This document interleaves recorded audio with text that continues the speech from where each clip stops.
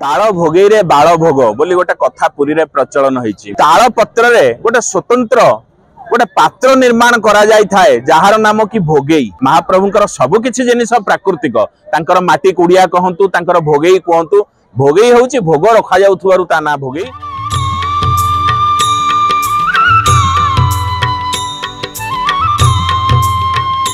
ताल पत्र जोटा कि कुआ जाए ताल गछर पत्र रे प्रस्तुत होइथिबा पात्र ताल भोगई रे बाल भोग बोली गोटे कथा पुरी रे प्रचलन होईची। महाप्रभुंकर कार्तिक मासरे बाल धूप बोली गोटे धूप होइथाए। बाल भोग बोली अनेक प्रकार नैवेद्य अर्पण करा जाय थाए एवं जेते भोग एठारे नैवेद्य होइथाए सुखिला भोग साधारणतः खई लिया बल्लभ कोरा खुआ मंडा एगुड़िक सबू कदली पत्र रे भोग लगी थाए नचेत सुखिला खली पत्र रे भोग लगी थाए पॉलिथिन रे केबे भोग लगी न थाए एवं अत्यंत प्राचीन कालरू ताल पत्र रे गोटे स्वतंत्र गोटे पात्र निर्माण करा जाय थाए जहार नाम कि भोगई।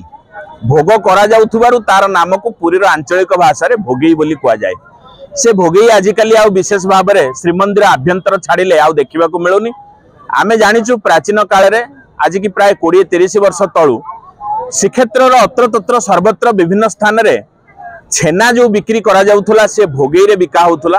जेतेबेले कि भोगई रे गोटे किलो प्रति 12 टंका रे बिक्री हवार आमे देखिचु। छेना जेतेबेले भोगई रे दियंती से घर को नेला बेलकु तार जो जलीय अंश गुड़िक सेगुड़िक सब भोगई रे छिद्र बाट दे बाहर को चली जाय थाए। सुखिला छेना रही थाए प्राय 0.5 किलो बा 700 ग्राम रही थाए आ भारी सुस्वादु लागि थाए एवं से भोगई रे गोटे बासना मध्य ता देरे रही थाए जोटा कि भाषा रे वर्णना करी हबनी। जाऊ ना कहीं महाप्रभुंकर नित्य प्रतिदिन जो 56 प्रकार भोग नैवेद्य जेते प्रकार भोग सबू अभड़ा बजार बा आनंद बजार रे भक्त मानक पई जो बिक्री करा जाय थाए ये प्राचीन परंपरा ताल पत्र भोगई द्वारा सेगुड़िक सब व्यवहार करा जाय थाए एवं से भोगई रे दूर दूरांत पर्यंत मध्य भारतर विभिन्न कोण को मध्य पुरी रे बिका होउथबा खाली मंदिर रो खजा भोग नुह जो फेणी खजा एगुड़िक सबू जरी बा प्लास्टिक बैग अपेक्षा भक्त माने बेसी आनंदित होई थांती भोगई रे नबा पई एवं से भोगई को मध्य से व्यवसायी माने खजा सहित ओजन करिकरी मध्य बिक्री करि थांती जेमिति कि भोगई रो पैसा मध्य से भोग सहित से माने क्रेता ठारू उपलब्ध करै परिबे। तेणु ये भोगई रो प्रचलन बहु प्राचीन श्रीमंदिर रे तेणु सेही प्राचीन परंपरा केमिति दीर्घस्थायी हबो सबुबले महाप्रभुंक निकट रे सेही भोगई जेमिति भक्त मानक भितर प्रचलित हबो तार सुचेष्टा सरकार जदि करिवे एहा एक कुटीर शिल्प मध्य अनेक लोक माने मध्य उपकृत हेबे।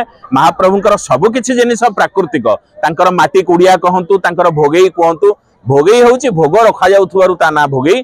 तेणु ये गोटे श्रीमंदिर रो गोटे विशिष्ट गोटे शब्दावली जो आंचलिक शब्द बोली कुआ जाय। तेणु ता धरे खाइबा द्वारा बा नैवेद्य को ग्रहण करिबा द्वारा अंतकरण शुद्ध होई थाए एवं गोटे आनंद मध्य प्राप्ति होई थाए।